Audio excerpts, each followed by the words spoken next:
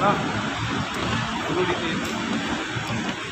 Oke, Mami sama Bang Sunan hari ini kedatangannya ke Dirjen Imigrasi ini ada apa nih? Ya, jadi hari ini kita datang imigrasi adalah bentuk satu perjuangan seorang ibu Julia, di mana sudah lama sekali tidak berjumpa dengan putri kandungnya yaitu Fredrika. Bahkan ibu juga akhirnya mengetahui bahwa Fredrika itu digunakan oleh beberapa perusahaan besar untuk menjadi model iklannya. Nah, di sini juga perlu nanti kita mau buat laporan bahwa atas dasar apa perusahaan-perusahaan tersebut mempekerjakan Fredrika yang masih berstatus warga negara asing, gitu ya. Itu nanti kita akan pertanyakan juga, kita akan buat laporan. Mama Julia, sudah berapa lama nggak ketemu sama Fredrika, Pak? Berapa lama? Ya? Tahun. Ada komunikasi selama ini dengan manajemen atau dengan siapa aja?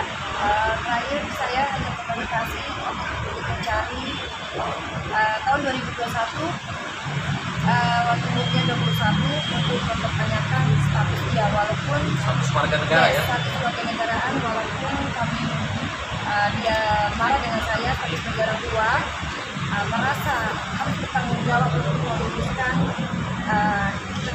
tentang status anak saya. Saya sudah menginfokan ke dia, tapi dia tidak ada respon. Saya suruh orang yang bisa berkomunikasi menjelaskan yang harusnya bagaimana. Sayangnya ternyata melalui informasi saya diacukan yang katanya sudah benar semua.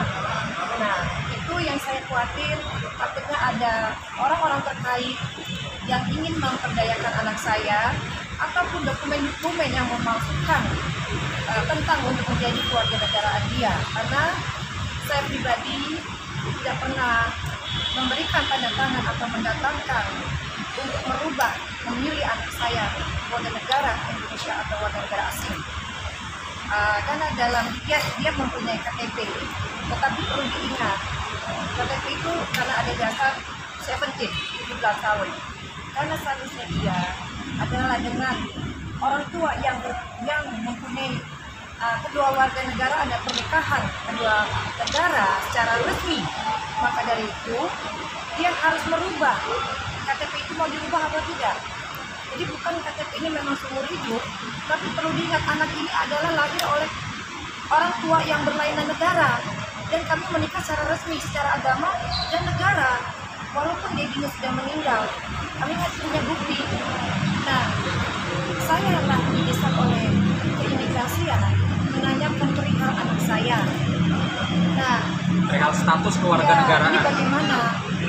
Saya meminta mohon untuk mencari melacak anak saya.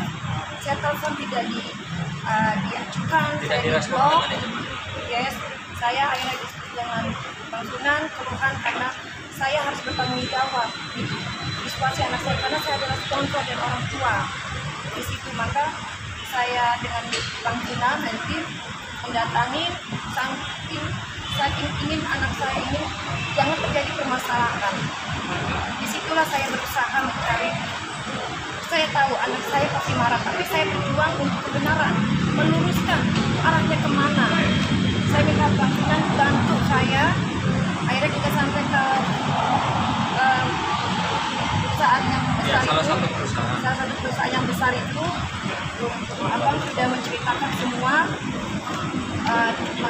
bagiannya. Jadi begini, kalau kita garis bawah itu, Julia itu adalah mamanya Fredrik, bapaknya juga orang asing, dan saat itu Fredrik sudah berusia 22 tahun.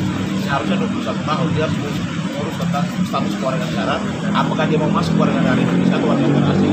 Nah, dalam hal itu ada beberapa perusahaan yang telah mempekerjakan Fredrik, yang notabene dia kan menggunakan KTP. Padahal di sini akta kelahiran masih di Australia. Jadi oleh karena itu, karena status hukumnya dia, ibunya berusaha menghubungi Fredrik dan juga mendatangi salah satu perusahaan di Jakarta. RH, saya sebutkan aja, kami datang ke sana karena dia juga menjadi brand ambassador dia. Dan kami sudah komunikasikan bahwa kalian itu telah mempekerjakan orang asing yang notabene ibunya sendiri yang datang. Kita datang dan untuk mau menjamin, mau menyelesaikan administrasi hukum kewarganegaraan daripada Fredrik sendiri. Tapi ya tanggapannya bahwa seolah-olah itu sudah resmi dan lain sebagainya. Pada prinsipnya sebenarnya sudah kita komunikasi secara persuasif, tapi karena tidak ditanggapi, ya, sehingga hari ini Ibu Fredrik ya untuk menjamin keamanan anaknya di Indonesia, dia datang mengadu di imigrasi supaya status keluarganya jelas, ya jangan sampai ibunya sebagai sponsor dan juga sebagai ibu sendiri sampai saat ini belum pernah menandatangani dokumen apapun, ya, baik kewarganegaraan, berpindah dan lain sebagainya, belum pernah menandatangani dokumen apapun. Kalau sampai ada dia menggunakan dokumen yang lain, berarti tidak sepengetahuan daripada ibunya. Artinya apa? Ada dugaan pemalsuan dan lain sebagainya. Nah ini perlu saya sampaikan ya, ada beberapa perusahaan yang saat ini dia sebagai ambasador, ya. Ini di RH. Ya. RH tidak dengarkan. Di RH kami sudah datang, ya. Kalau ini ada di UC 1000 sebagai ambasadornya juga, ya. Yang ini di mana? Superjet. Super Airjet. Nah, yang berwarna ya. Super Airjet. Nah, ini nih. Jadi dia ini sudah dipekerjakan di beberapa perusahaan banyak, ya, perusahaan besar, tetapi status kewarganegaraannya ini yang menjadi beban daripada ibunya.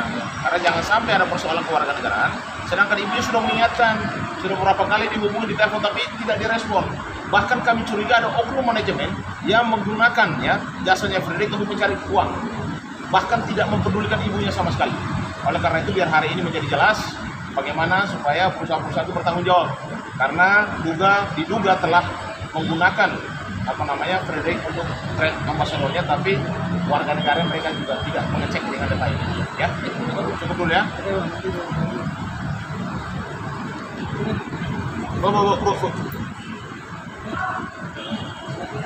Terima kasih Bang.